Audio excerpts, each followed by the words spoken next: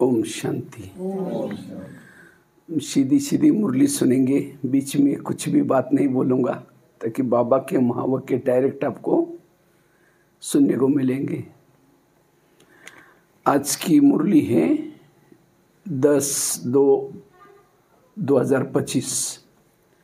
तो आज की मुरली से विशेष महावाक्य है, मीठे बच्चे तुम्हें बाप द्वारा जो अद्वैत मत मिल रही है उस पर चल करके कलयुगी मनुष्य को सतयुगी देवता बनाने का श्रेष्ठ कर्तव्य करना है। मीठे बच्चे तुम्हें बाप द्वारा जो अद्वैत मत मिल रही है उस पर चल करके कलयुगी मनुष्य को सतयुगी देवता बनाने का श्रेष्ठ कर्तव्य करना है। तो आज के मुरली से प्रश्न है, सभी मनुष्य मात्र दुखी क्यों बने? सभी मनुष्य मात्र दुखी क्यों बने, उसका मूल कारण क्या है? ये आप लोग मुरली से ढूंढ लेना, इसलिए मुरली ध्यान से सुनना, क्योंकि जो प्रश्न होता है मुरली के आधार से होता है। लास्ट में पूछेंगे फिर सभी मनुष्य मात्र दुखी क्यों बने हैं, उसका मूल कारण क्या है। ओम शांति। बच्चे यहाँ मधुवन में आते हैं बाप दादा के पास। हाल में जब आते हो देखते हो, पहले बहन भाई बैठते हैं, फिर पीछे देखते हैं बाप दादा आया हुआ है। तो बाप की याद आती है। तुम तो प्रजापिता ब्रह्मा के बच्चे, ब्राह्मण और ब्राह्मणिया।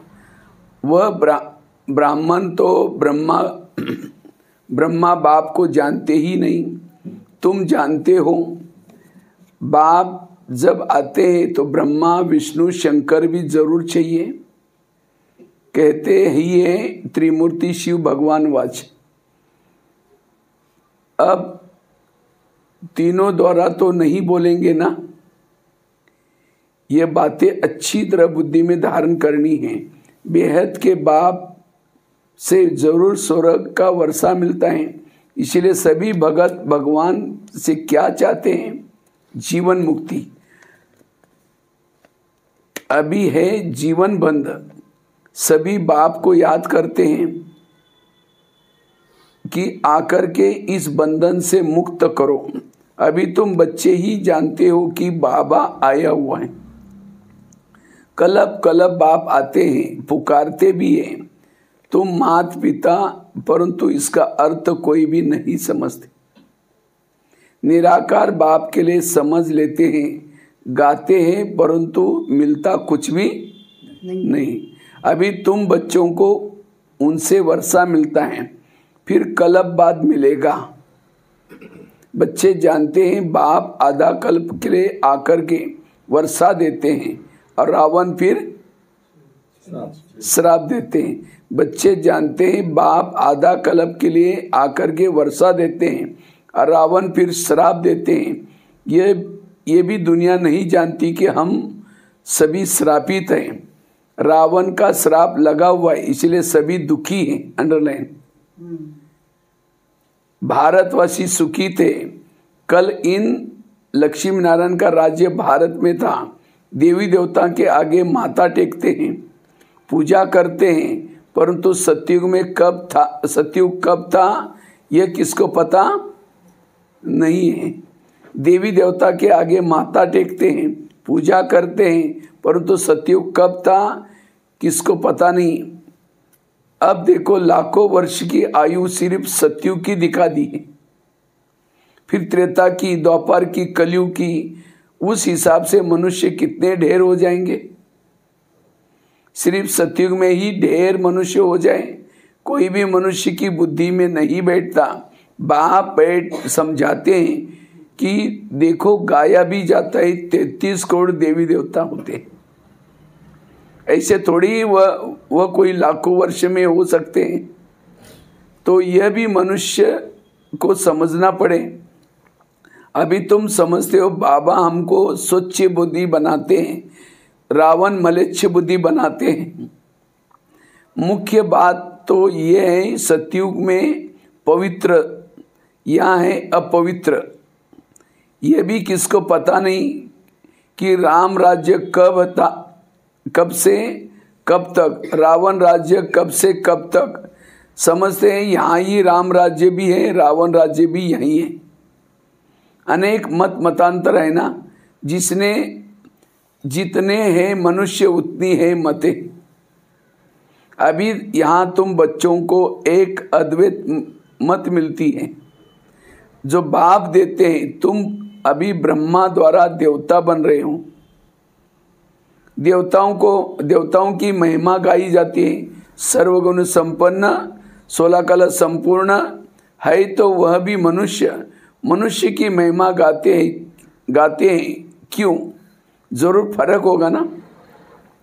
अभी तुम बच्चे भी नंबरवार पुरुषार्थ अनुसार मनुष्य को देवता बनाने का कर्तव्य सीखते हो।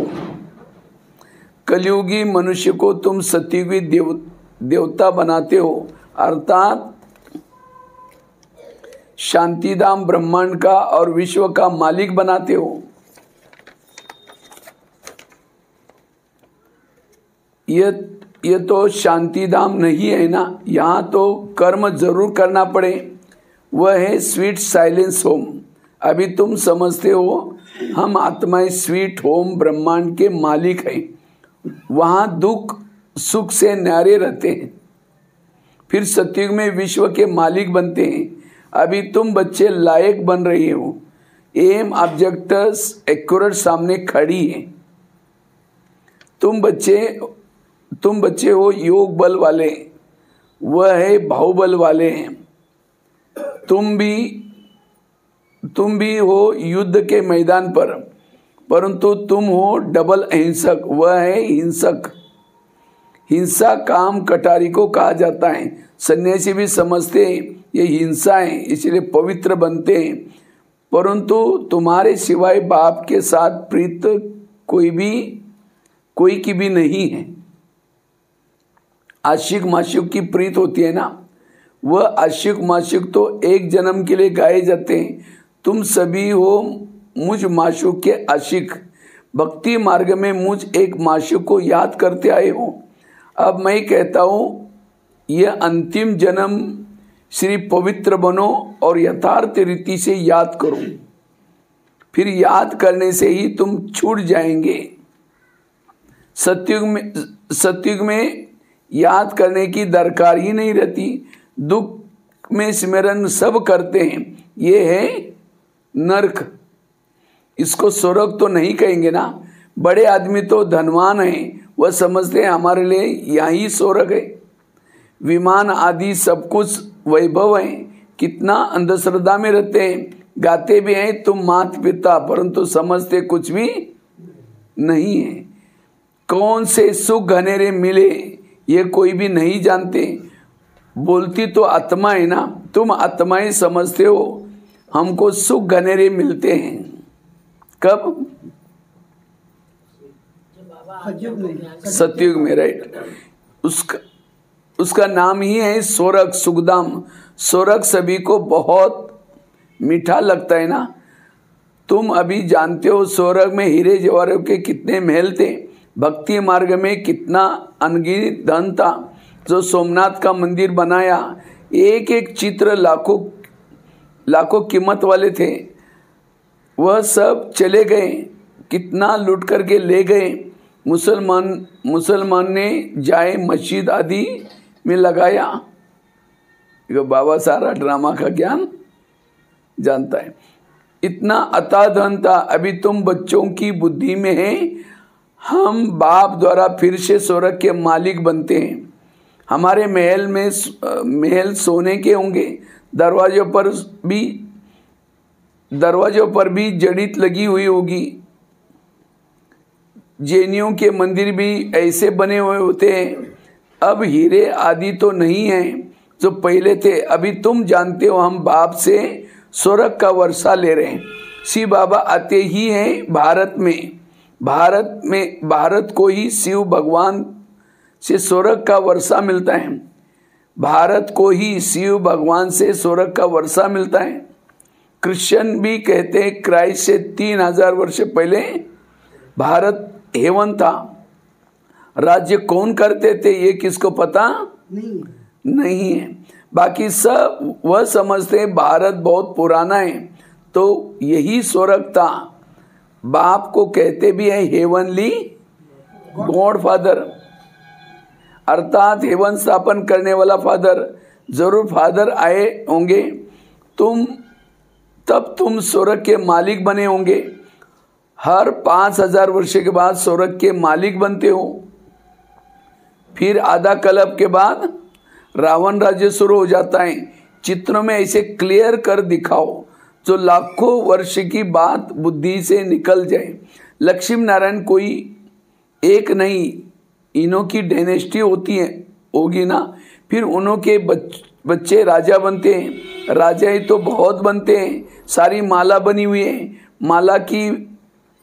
माला को स्मरण करते हैं ना, जो बाप के मददगार बाप की सर्विस करते हैं, उन्हों की माला बनती है।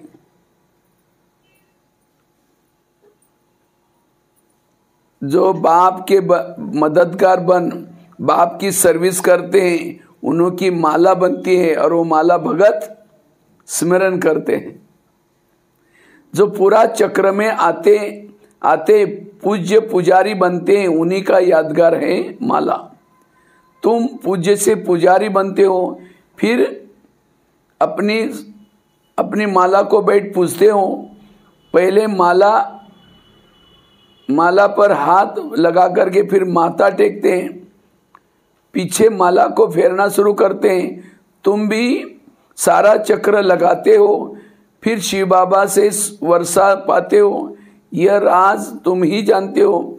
मनुष्य तो कोई किसके नाम पर माला फेरते हैं, जानते कुछ भी नहीं है। अभी तुमको माला का सारा ज्ञान है, कोई को ये ज्ञान नहीं है। क्रिश्चियन भी थोड़े ही समझते हैं कि यह किसकी माला फेरते हैं। ये माला है ही उन्हीं की जो बाप के मददगार बन सर्विस करते हैं। इस समय सब पतित हैं। जो पावन बने थे वह सब यहाँ आते आते अब पतित बने। फिर नंबरवार सब जाएंगे, नंबरवार आते हैं, नंबरवार जाते हैं। कितनी समझने की बातें। ये झाड़ आई, कितनी टालियां मठ बनता है। अभी यह सारा झाड़ खलास होना है, फिर तुम्हारा फाउंडेशन लगेगा। तुम हो इस झाड़ के फाउंडेशन।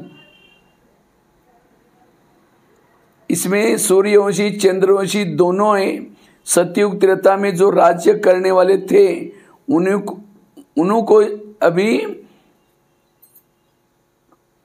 उन्हों का अभी धर्म है ही नहीं, सिर्फ चित्र हैं। जिनके चित्र हैं उन्हीं की बायोग्राफी को जानना चाहिए ना। कल कह देते फलानी चीज लाखों वर्ष पुरानी है, वो वास्तव में पुराने थे। पुराना आदि सनातन देवी देवता धर्म है, उनके आगे तो कोई भी चीज हो नहीं सकती। बाकी सब 2500 वर्ष की पुरानी चीजें होंगी। नीचे से खोद करके निकालते हैं ना। भक्ति मार्ग में जो पूजा करते हैं वो पुराने चित्र निकालते हैं, क्योंकि अर्थक्वेक से सब मंदिर आदि गिर पड़ते हैं, फिर नए बनते हैं।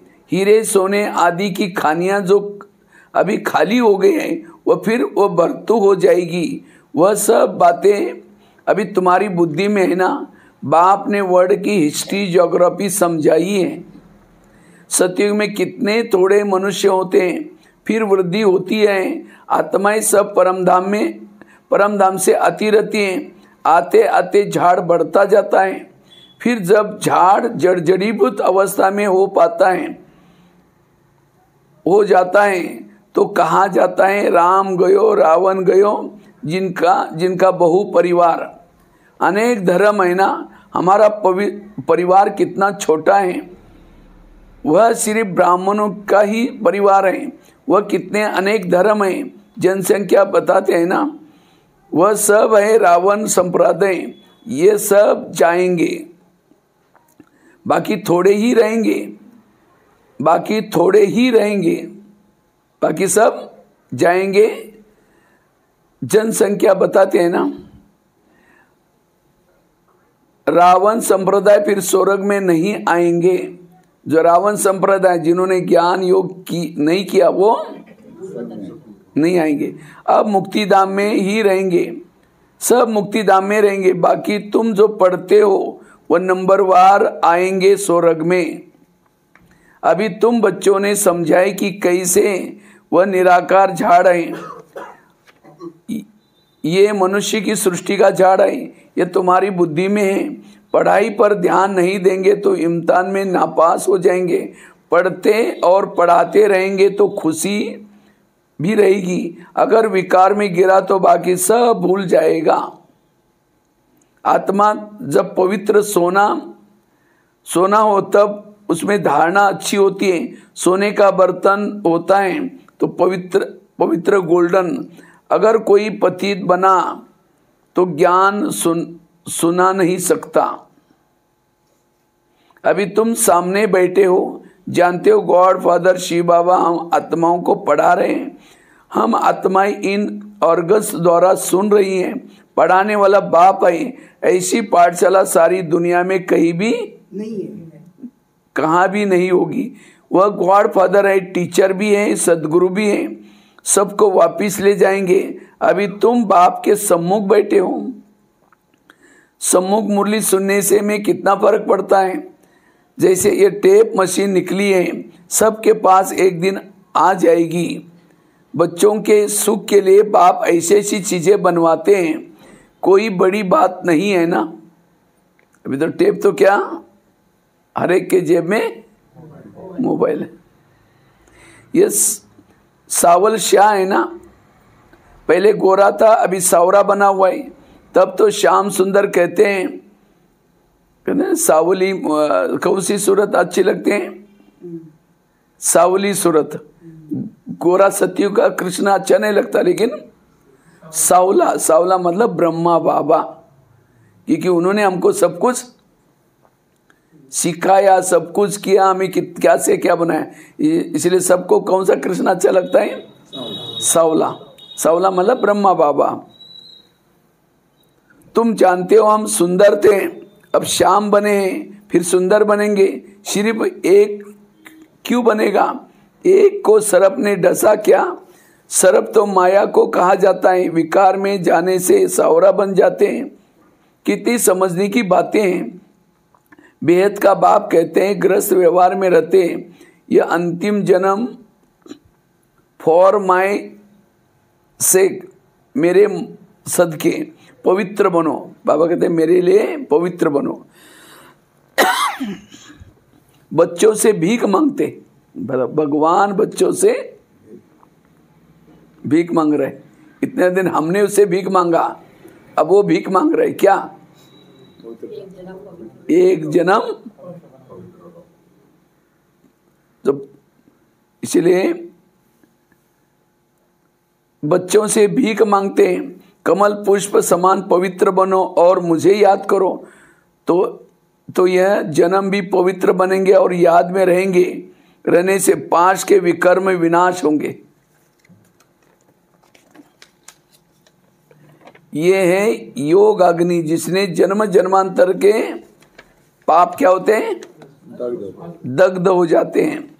सतो प्रधान से सतो रजो तमो में आते हैं तो कला कम हो जाती है, खाद पड़ती जाती है ना। अब बाप कहते हैं सिर्फ मामेकम याद करो, बाकी पानी की नदियां में स्नान करने से थोड़े ही पावन बनेंगे। आजकल चल रहा है ना कुंभ मेला, हाँ, उसे एक जड़ी बूटी का पानी आता है, शरीर स्वच्छ बनता है। इसलिए वो गंगा नदी का पानी का बहुत महत्व है। और खास तो इसी समय, क्योंकि इसी समय कहते ग्रह भी एकत्र हो गए, एक लाइन में आए, और वो 144 साल के बाद ये होता है। पानी भी तत्व है ना, 5 तत्व कहे जाते हैं। ये नदियाँ कैसे पतित पावन हो जाती हैं? नदियाँ तो सागर से निकलती है ना, पहले तो सागर पतित पावन होना चाहिए ना। अच्छा, मीठे मीठे शिकिल दे बच्चों प्रति माता पिता बाप दादा का याद प्यार और गुड मॉर्निंग। रूहानी बच्चों को नमस्ते। हम रूहानी बच्चों की रूहानी बाप को याद प्यार गुड मॉर्निंग और नमस्ते नमस्ते नमस्ते। तो आज की मुरली से जो प्रश्न था उसका क्या उत्तर था? प्रश्न था रावण के श्राप के कारण हम सभी दुखी। हाँ, राइट बोला। प्रश्न था सभी मनुष्य मात्र दुखी क्यों बने हैं, उसका मूल कारण क्या है? तो इसका उत्तर बाबा की मुरली से था रावण ने सभी को श्रापित कर दिया है, इसलिए सभी दुखी बने हैं। बाप वर्षा देता है, रावण श्राप देता है, ये भी दुनिया नहीं जानती। बाप ने वर्षा दिया तब तो भारतवासी इतने सुखी स्वर्ग के मालिक बने, पूज्य बने। श्रापित होने से पुजारी बन जाते हैं। ये मुरली का उत्तर था। तो आज की मुरली से धारणा के लिए सार है। पहला है विजय माला में आने के लिए बाप का मददगार बन सर्विस करनी है। सब चाहते हैं विजय माला में आए, इसलिए बाबा ने अंडरलाइन कराया विजय माला में आने के लिए बाप का मददगार बन सर्विस करनी है। एक माशूक के साथ सच्ची प्रीत रखनी है, एक को ही याद करना है। दूसरा है अपनी एक्यूरेट एम ऑब्जेक्ट को सामने रख पुरुषार्थ करना है। अपनी एक्यूरेट एम ऑब्जेक्ट को सामने रख पुरुषार्थ करना है। डबल अहिंसक बन मनुष्य को देवता बनाने का श्रेष्ठ कर्तव्य करते रहना है। आज के मुरली से वरदान है विजयपन के नशा द्वारा हर्षित रहने वाले सर्व आकर्षणों से मुक्त भव। विजयपन के नशे द्वारा सदा हर्षित रहने वाले सर्व आकर्षणों से मुक्त भव। विजय रत्नों का यादगार बाप के गले का हार आज तक पूजा जाता है, तो सदा यही नशा रहे कि हम बाबा के गले का हार विजय रत्न हैं। हम विश्व के मालिक हैं, मालिक के बालक हैं। हमें जो मिला है वह किसी को भी मिल नहीं सकता। ये नशा और खुशी स्थायी रहे तो किसी भी प्रकार की आकर्षण से परे रहेंगे। जो सदा विजय हैं वो सदा हर्षित हैं। एक बाप की याद में ही आकर्षण में आकर्षित हो जाए। आज के मुरली से स्लोगन है एक के अंत में खो जाना अर्थात एकांतवासी बनना। एक के अंत में खो जाना अर्थात एकांतवासी बनना। आज के मुरली से अव्यक्त इशाराएं एकांत प्रिय बनो, एकता और एकाग्रता को अपनाओ। एकांत प्रिय बनो, एकता और एकाग्रता को अपनाओ। अभी सब मिलकर के एक दो को हिम्मत बढ़ा के ये संकल्प करो कि अब समय को समीप लाना ही है, आत्माओं को मुक्ति दिलानी ही है। लेकिन ये सब तब होगा जब सोचने की स्मृति सोचने को स्मृति स्वरूप में लाएंगे। जहाँ एकता और दृढ़ता कहें वहाँ असंभव बात भी संभव हो जाती है। तो ये थी आज की बाबा की मुरली। ओम।